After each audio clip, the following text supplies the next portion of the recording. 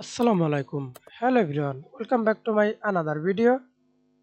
In this video, how to combine multiple images into a group in Photoshop. Let's begin. I have a multiple image.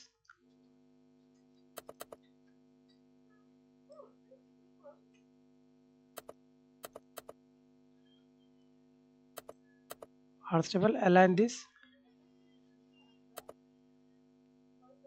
Okay.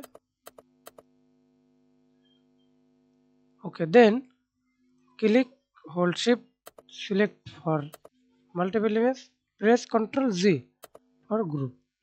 Thanks for watching video. Please subscribe to my channel, like, comment, share.